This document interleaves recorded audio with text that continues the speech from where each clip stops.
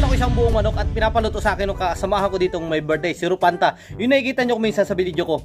Ang problema, hindi niya rin alam kung paano lutuin, hindi niya rin alam kung anong klaseng luto yung gagawin. Tatawagan ko yung asawa ko. Magaling sa mga luto-luto yun, kaya tara, samahan nyo ako. Hello! Magaluto ako ng manok, isang buong manok. Anong the best na luto doon pag ano? Anong may suggest mo sa akin? O sige, wow!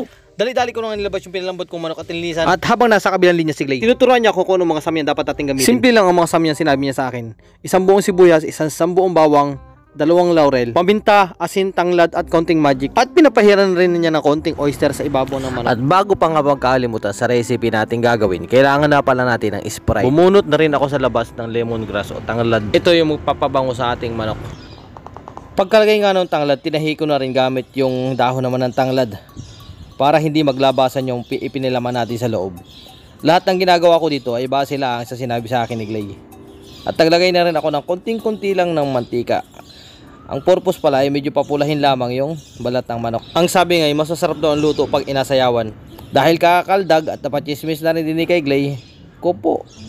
Ito na ang kinalabasan. Nasunog na yung ating manok. Ay di kami dalawa'y tawanan. Kaya sabi ko okay lang, may kabila pa naman. Sabay kamot sa ulo.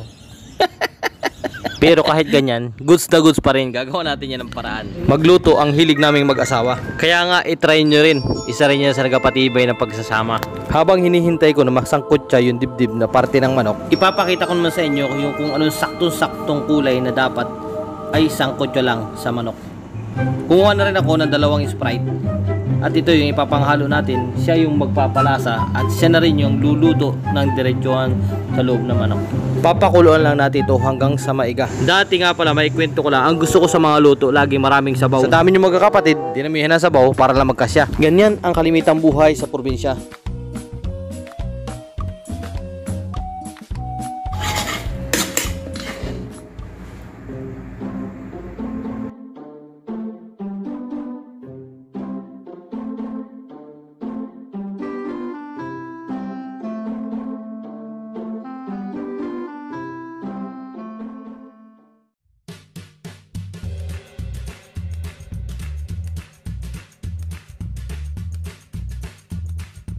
Ay, manok natin. Grabe. Grabe.